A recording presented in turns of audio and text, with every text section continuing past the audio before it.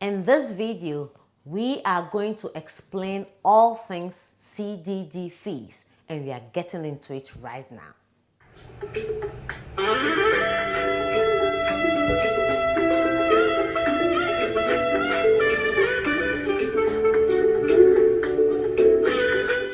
Hi guys, welcome to my channel, Thriving in Sarasota. My name is Millicent Shandorf-Larty, a local realtor. Please subscribe to my channel and turn on your notifications. Ring that bell so you don't miss any of my weekly videos.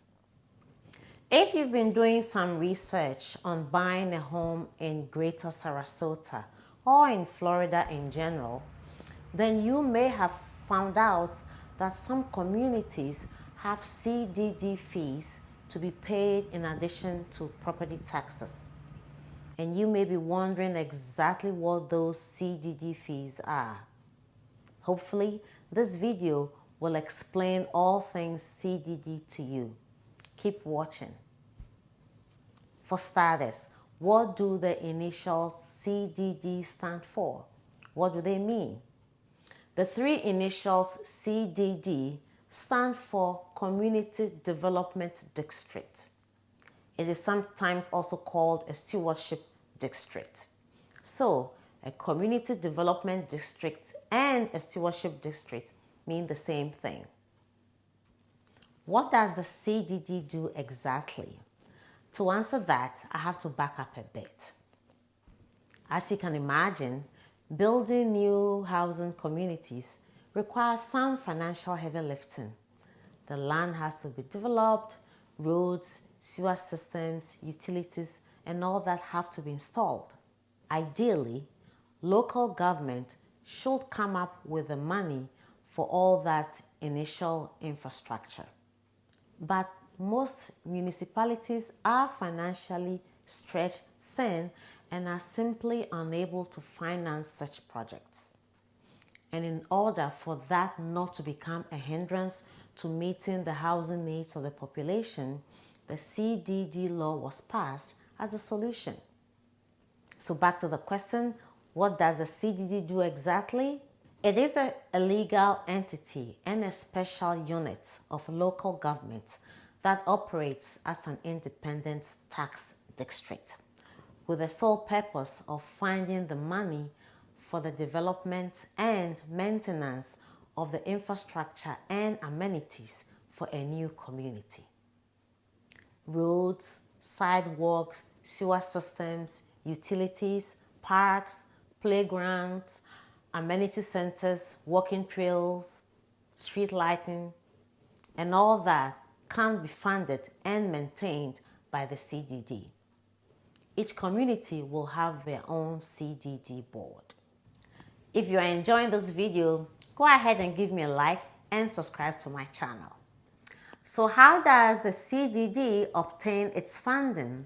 Well, it obtains its funding by borrowing, issuing bonds, or levying assessments. And why do we pay fees, and how long do those fees last? Simply put, the CDD fees are to pay off the funds that were secured to build out the community and are typically paid over a 20 to 30 year period. But they can be paid off in advance. How so?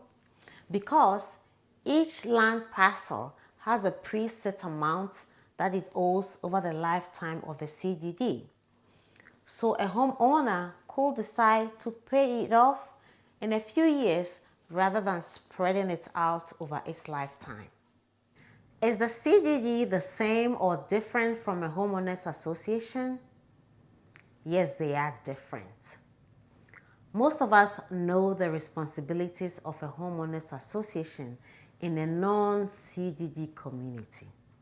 We know that the HOA develops and enforces community standards and will usually have an architectural review board.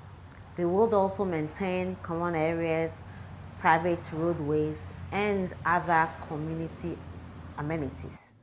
In a CDD community, however, some of these functions, such as the maintenance of common areas and community amenities, are performed by the CDD board and not the HOA. So the next obvious question is, what does the HOA do and why do I have to pay HOA fees? Well, the HOA becomes the entity that represents homeowners when dealing with the CDD board. They might still control the architectural review board, and they might continue to enforce community standards and covenants and restrictions. And that is the reason why in CDD communities, usually the HOA fees are quite minimal. Are CDD fees tax deductible? Yes, they are tax deductible to the same extent as your property taxes. And if your property taxes are escrowed as part of your mortgage payment, then the CDD fees will be escrowed also. Do all communities in Greater Sarasota or in Florida have CDD fees? No.